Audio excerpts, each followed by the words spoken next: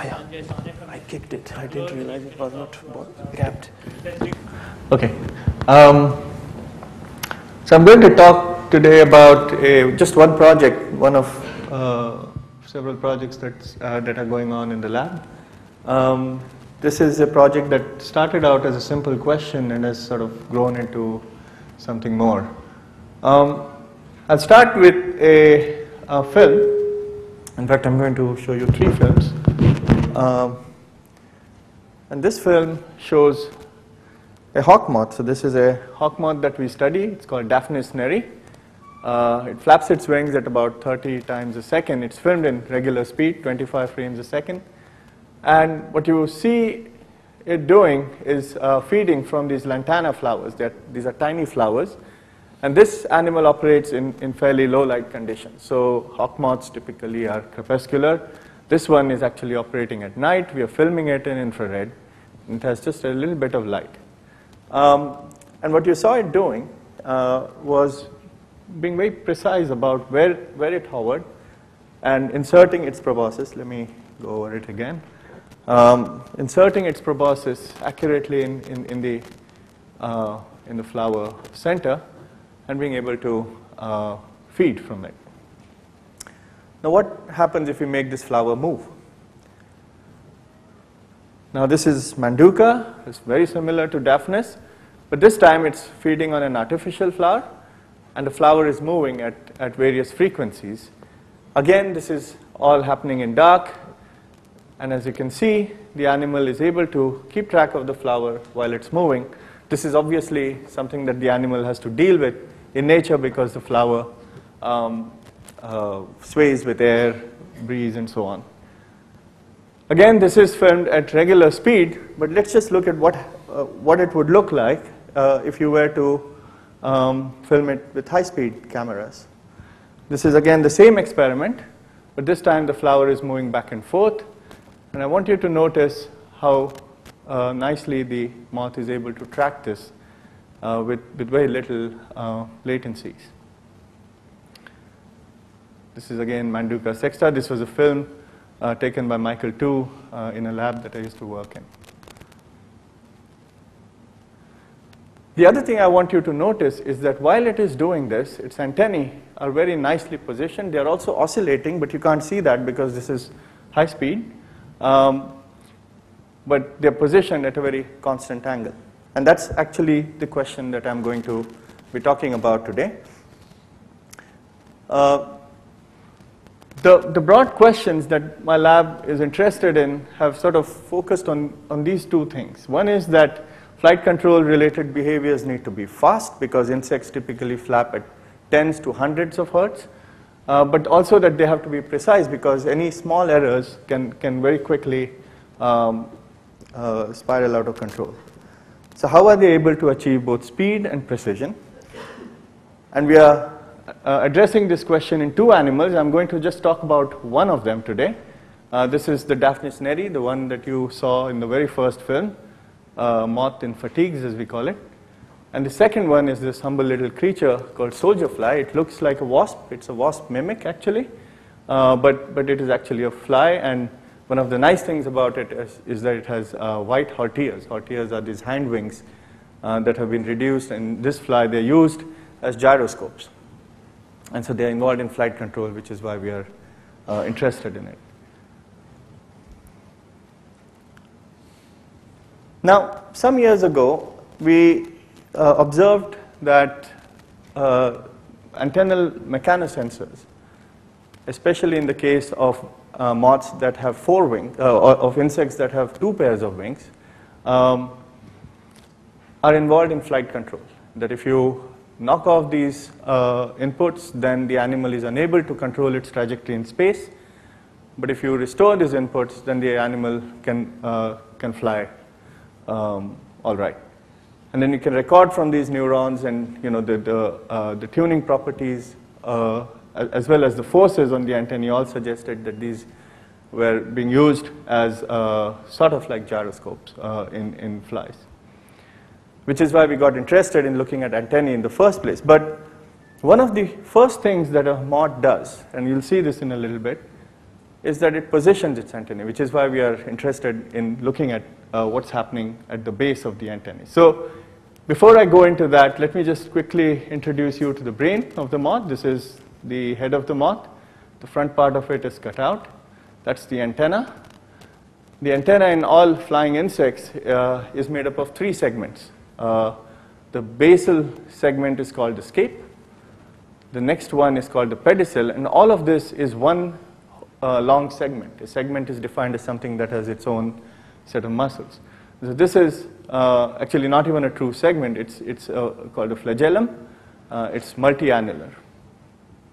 So there are a set of muscles that moves the scape relative to the head capsule.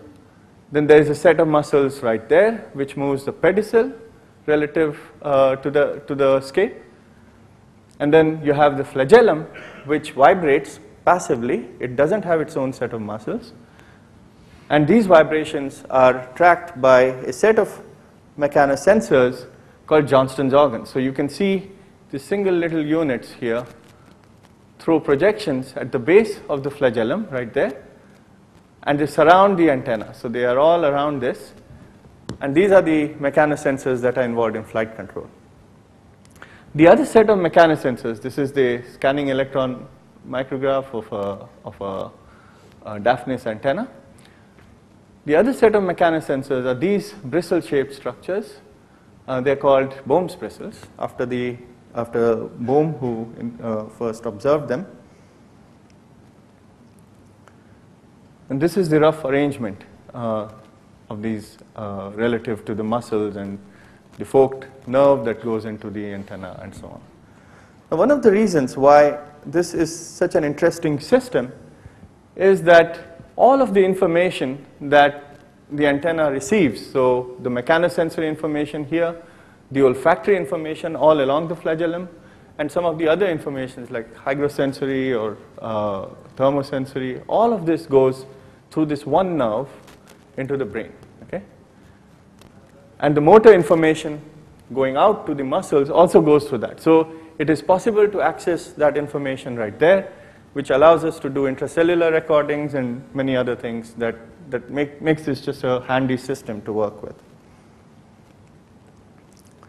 Okay, so I mentioned that the antenna is positioned in a very specific way. So normally if you look at a moth, its antennae are tucked under its wings.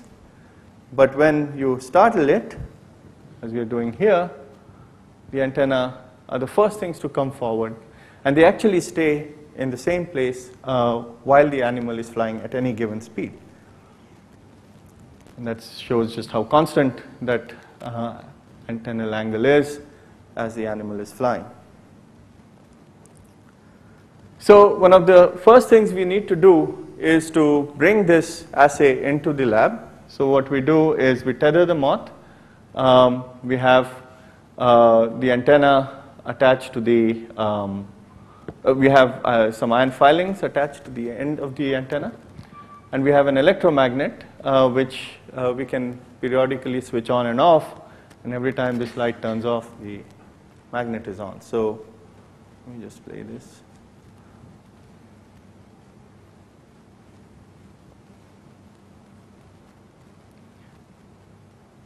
So now we are pulling it.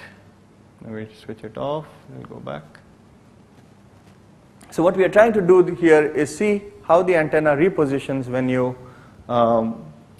perturb it from its actual position. Notice the vibrations of the antenna. Okay, so now you can quantify this information. This is the electromagnetic field turning on and off. And here's the antenna. This is the angle at which it started. And every time we pull and then let it go, it comes right back to the original angle. And if you overlay these returns one on top of each other, you can see that they are fairly stereotypic in their response. So the question we asked ourselves is, how does the moth know where its antenna is? What are the sensory organs that tell the moth where its antennae are?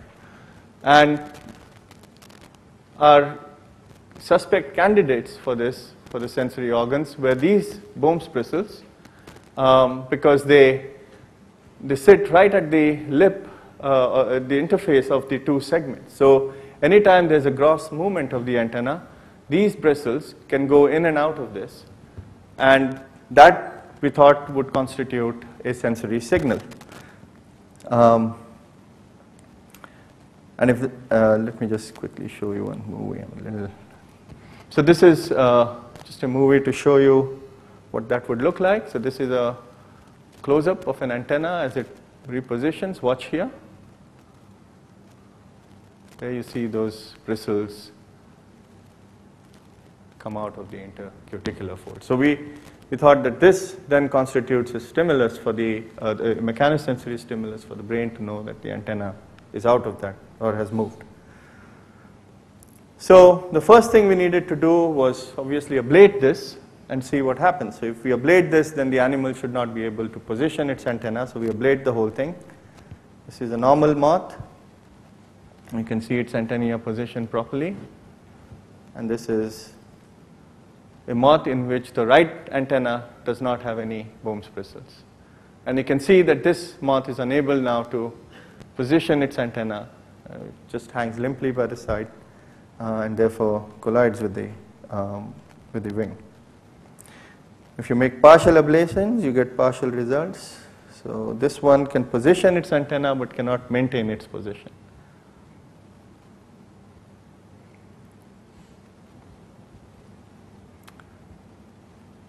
So Anand quantified these results, and I can just summarize these results in a few graphics. So when you ablate all the bristles, the antenna fails to position. When you ablate just the scapal bristles, again the antenna fails to position. But if you ablate the pedicellar bristles, these are much fewer in number than the scapal bristles, the antenna positions normally, at least to the best of our knowledge. We haven't seen any differences. Importantly, when you restrict that the flagellum pedicellar joint, where the Johnston's organs sit, if you restrict it by gluing it together, the antenna still positions normally. So what that means is that the Johnston's organs are not involved in antennal positioning, but the scapal bristles are, and maybe the pedicellar bristles, but we don't see any evidence of that. Okay, so if that is the case, then what is the circuit like? So we ablated the bristles. It's easy to do. You can just brush it with a pair of forceps and they come off. And then you can dab it with a fluorescent dye. And all of these are the cell bodies. And these are axons going down into the antennal nerve. And they go down into a region of the brain which is called the antennal motor and mechanosensory center.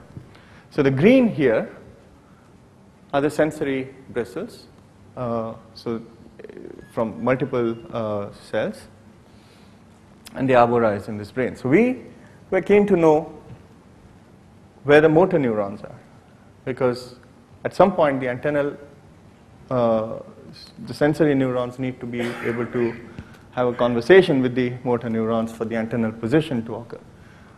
So we backfilled the antennal muscles, and what we saw was somewhat surprising.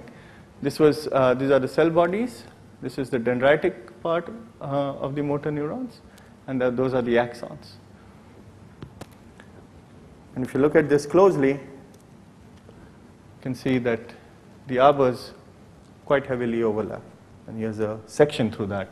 The green being the sensory signals, the sensory neurons, and the red being the motor neurons, motor dendrites.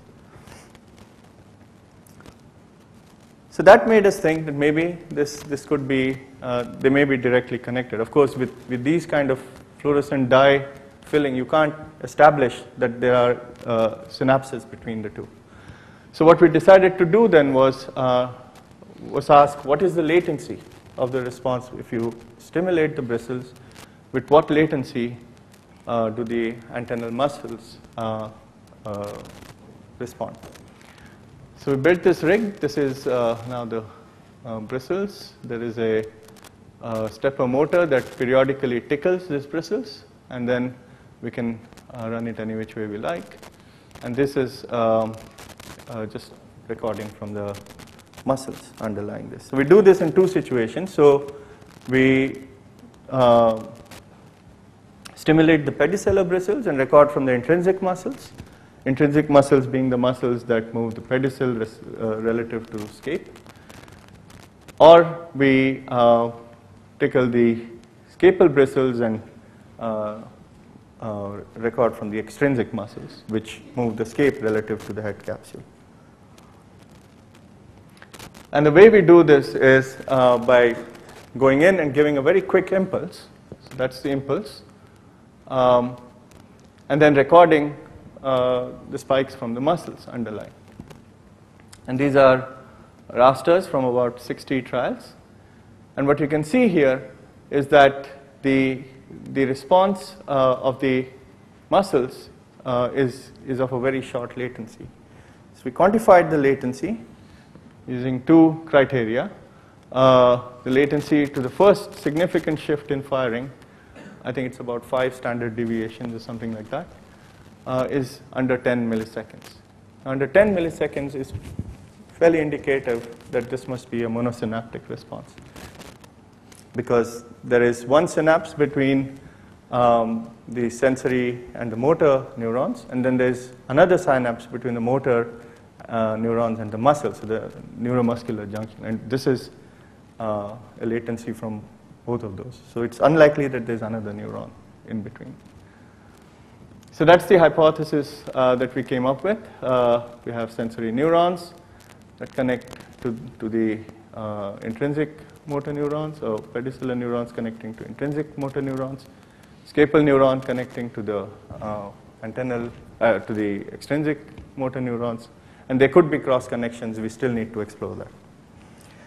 But all this looked very nice. Looks like a classic sensorimotor reflex. Any deviation from the set point, the sensors pick it up. Then they directly stimulate the motor neurons, which then provides a corrective action to the antenna. Other than that, because we know that when a moth initiates flight, there are motor commands coming from elsewhere, we know that there must be motor commands coming from the higher centers. And we thought this is great, so far so good, but then things got a little more interesting. But before I go there, let me just quickly say that Bohm's bristles are not just something you find in moths. They are in fact something you find in all insects. We've done a fairly broad survey of, and we're continuing this survey. But here you see them arranged around the base of a bee antenna, right there. It's not arranged in fields, as you saw in the case of moths, but it is arranged all around. And you see variation in the way it's arranged, but you see them in a large number of insects. With the exception of bugs, we haven't so far seen them in bugs, and we've looked at plenty. And flies, in which the antenna is completely reshaped. So even if they're there, we can't recognize them. But in all these other diverse taxa, and more than this, more since this slide was made, we see the presence of Bohm's bristles. And what that suggests is that this may be an ancestral feature of the Neopterans. And that's not surprising, because positioning the antenna is a very critical aspect in most insect lives. Okay, so I said things got interesting. Why did they get interesting? They got interesting because a student came to me and he said, when I loom a brush above, and this is when he was recording from the antennal muscles, he said, when I loom a brush above the eyes of a moth, I see changes in the activity in the antennal muscles. And that was interesting and surprising, because that meant that there was also visual inputs into the same little circuit that we were so caught up in.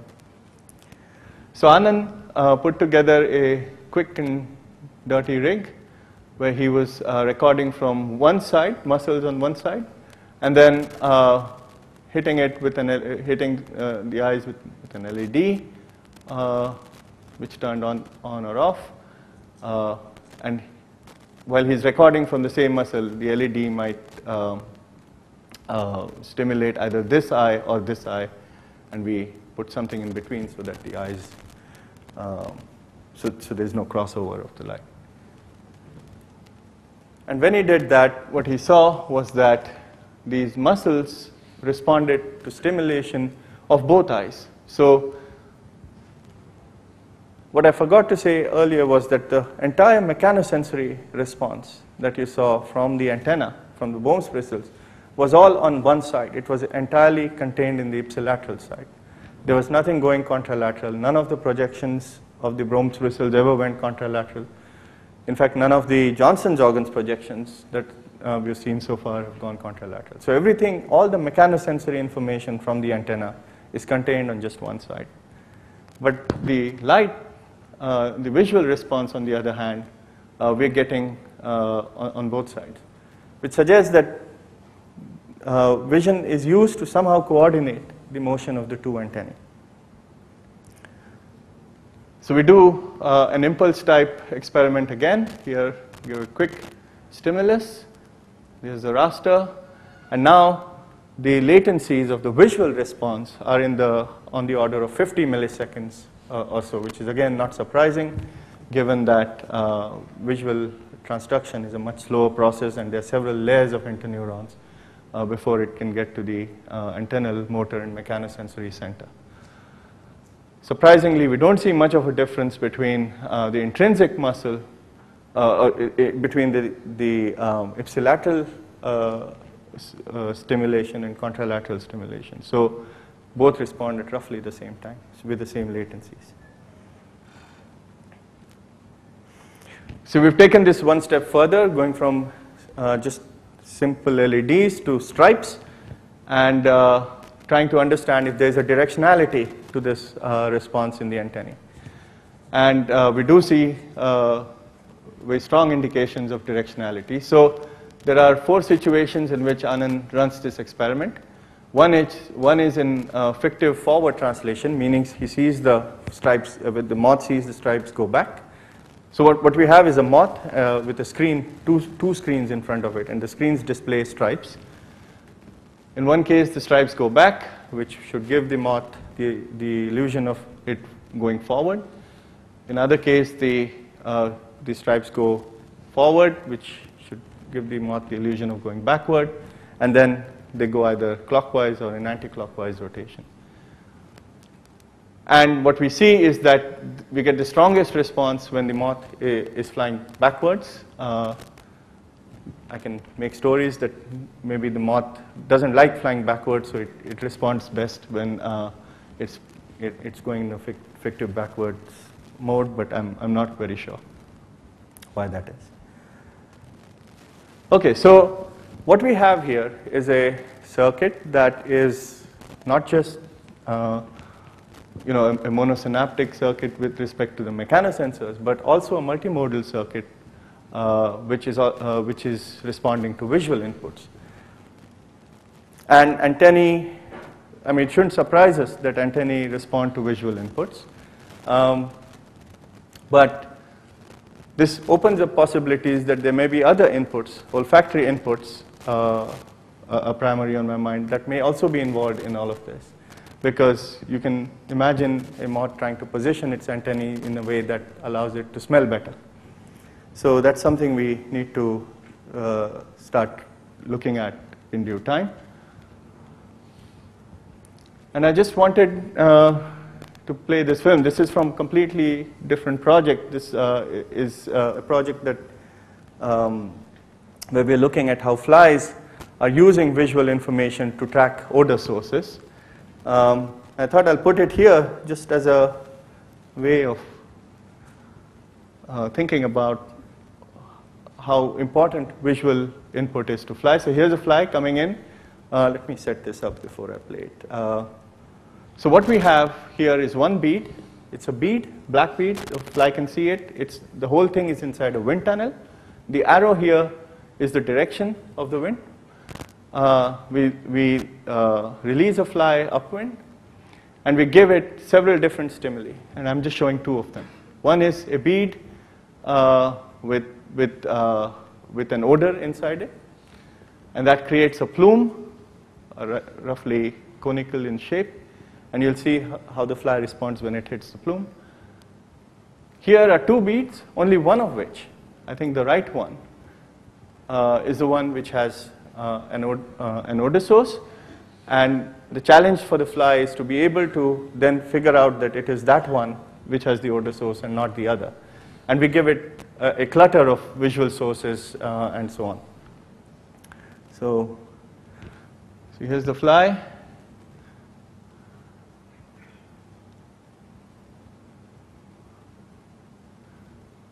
Makes up its mind and then lands. Okay, I'll show this movie again because okay, so it strays a little bit and then at some point it will get into the plume and then go forward. So it's far from the plume, decides to turn, now hits the plume, knows it's there and flies straight to it.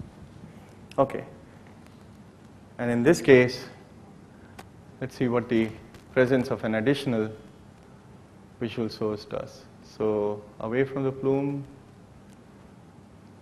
go straight.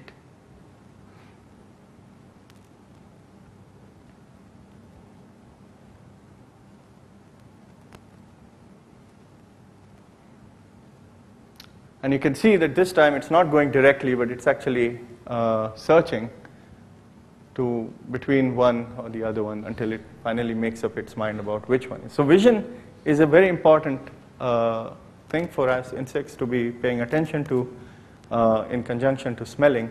And we have a hypothesis that we're trying to test, which is that flies, when they are tracking odors, actually at some point hover over objects to see if what they're smelling is the same as what they're seeing. Are these the same flies? Sorry?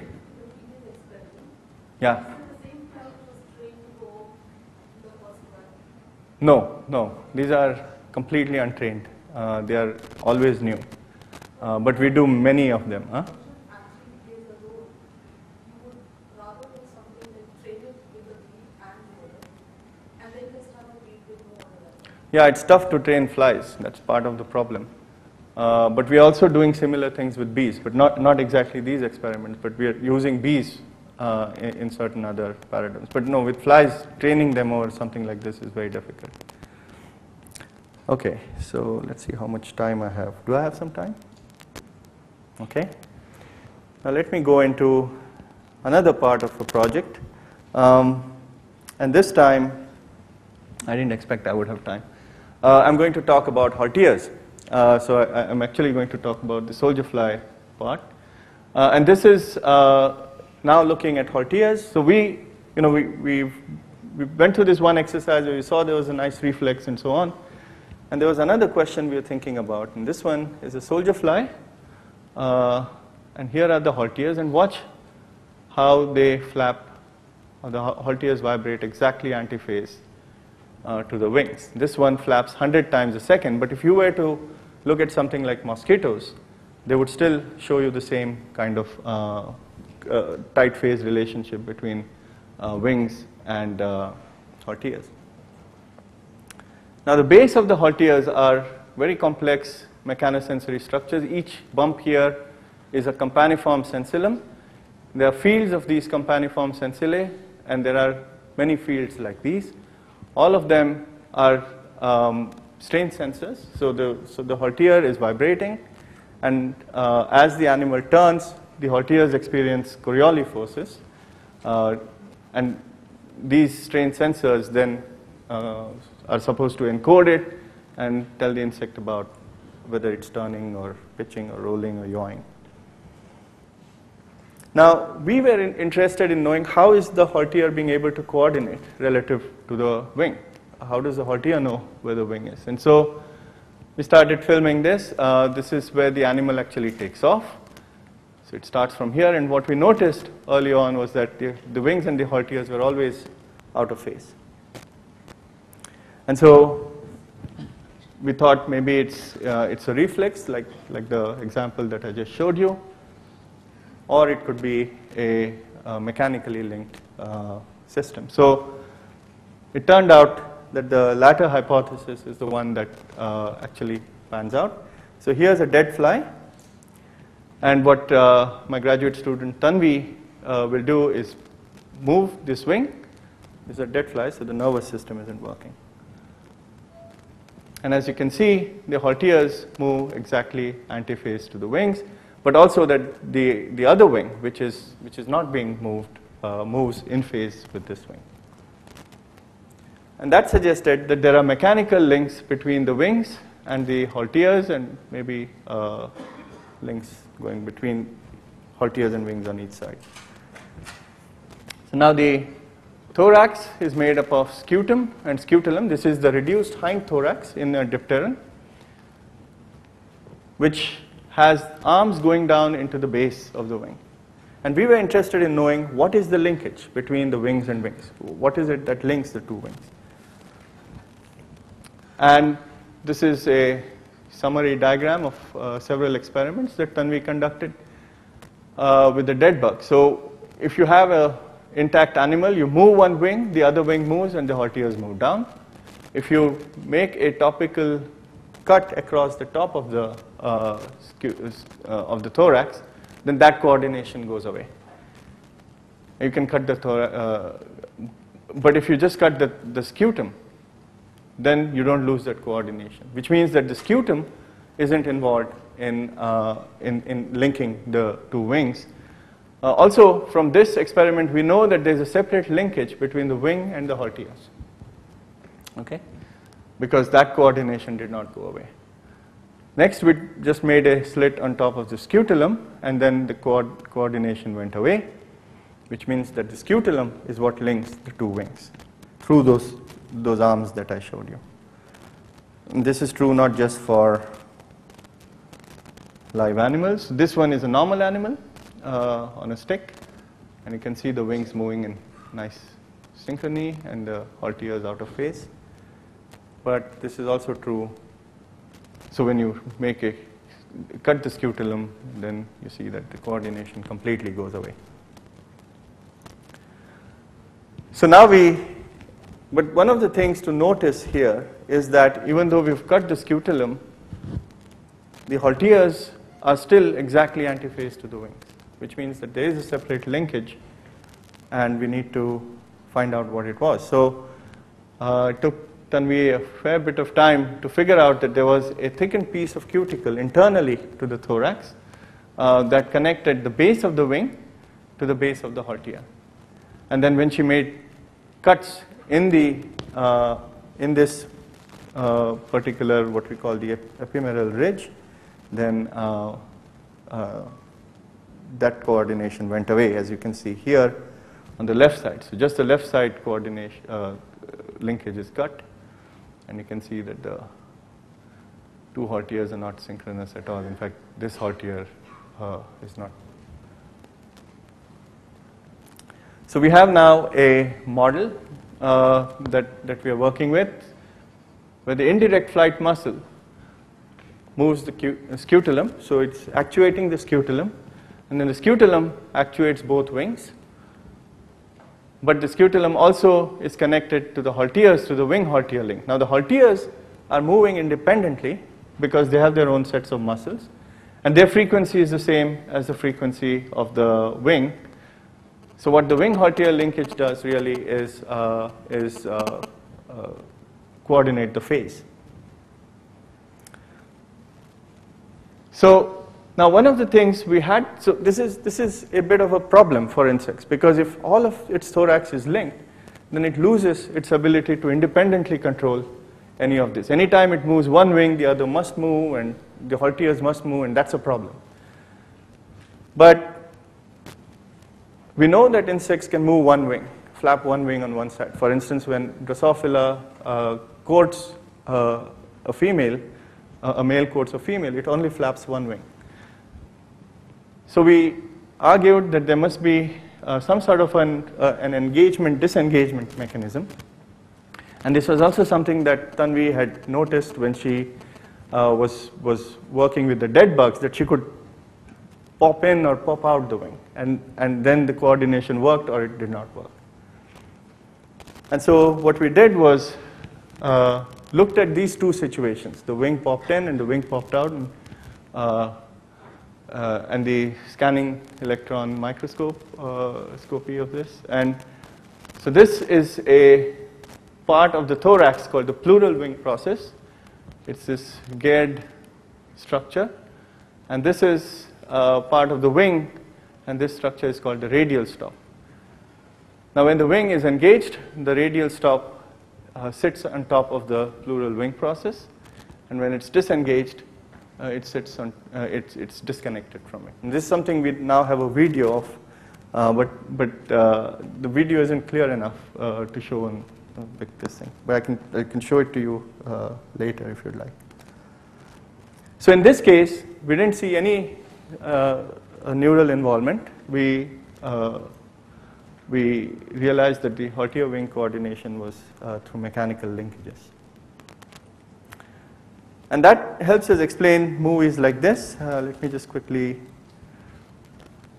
play this movie. So if you watch the wings of that animal carefully, it's going to land, but they're moving in perfect coordination up until about here, and you'll suddenly see the wing actually disengage, or what we think is getting disengaged there.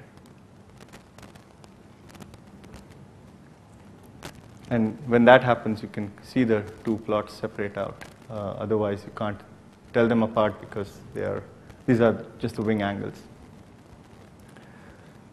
Okay, so am I run out of time? Okay. So I'll stop there. I'll just quickly show you one more movie because this is where we are going now. So we are now filming more complex behaviors. Here's a fly chasing another fly. It's a territorial behavior. And we want to be able to see how such complex behaviors are constructed from simpler behaviors such as pitching, rolling, yawing. How does this fly manage, when the halteres are manipulated, or when you change inputs, for instance? There's a slam. But if the same fly finds a female, this was a male-male interaction, it's more gentle. So here's a female. She's not flying at all. The male is doing all the work. It's going to gently drop her on the surface and fly away. So it's complex behaviors like this that we would really like to get at. And now we are being able to film them in a little box. It took us a while to get the conditions right. Okay, so thank you. Is there learning in that? Does it try to predict some kind of statistics of the flower movement? I'm almost certain it does.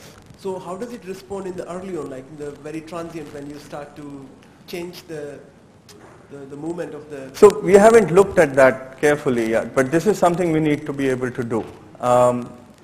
So the idea being, so learning is something I've just not gotten into because it's completely, we are so focused right now on the mechanics and just the first order stuff that we haven't gone there. But it's something that's crossed my mind about whether if we now get it to, so if we start the flower from scratch and then suddenly start moving it faster and faster, at what point, and then suddenly change, does it make mistakes in the first few cycles before it gets it right? Because that would suggest that it's predicting. And can you say something like how fast movements it can track? So one of the ways in which one can quantify this, I won't say how fast movements, but there's a quantity called flicker fusion rate, which means if you take an LED and you start blinking it at different frequencies, then at what point do you, and you can measure the ERGs, the electroretinograms from the moth's eye, and you can see these changes, these fluctuations that are exactly the same as the frequency of the LED in the receptor potential. And at some point they go away. So that's like flicker fusion rate. And in the case of moth, and that's very interesting. This is something we are doing a large survey of in diurnal versus nocturnal moths, butterflies, and other insects. And what we find is that diurnal insects typically are in the range of, let's say, 150 to 250 hertz, which means they're processing it much faster. Humans are about 25, right? Whereas moths are in the region of something like 80 to 120 hertz. So that's how fast they see flickering light, or before they, but there's a difference between nocturnal and diurnal insects. And so what we'd like to do actually is look at animals that are secondarily nocturnal, like some butterflies. Butterflies are typically diurnal, but some butterflies have adopted a nocturnal lifestyle to stay away from predators and so on. And so in these ones, we would like to see what the flicker fusion rates are. Sandhya?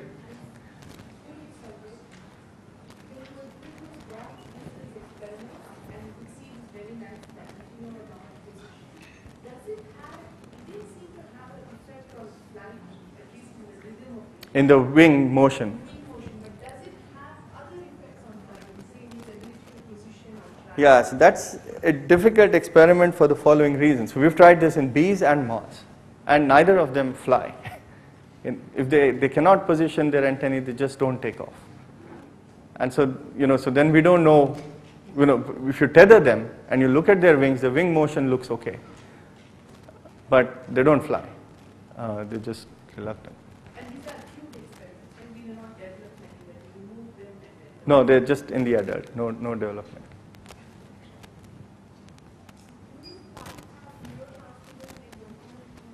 Yeah, absolutely. In fact, we think that the Bohm's bristles are connected to motor neurons with cholinergic.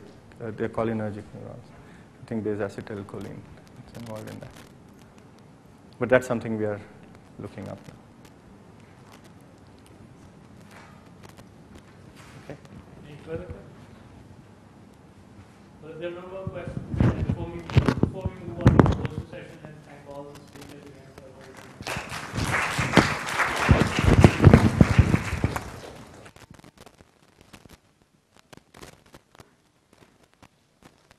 Thanks, Pranay. Session, a few important announcements. So first of all, there's tea outside.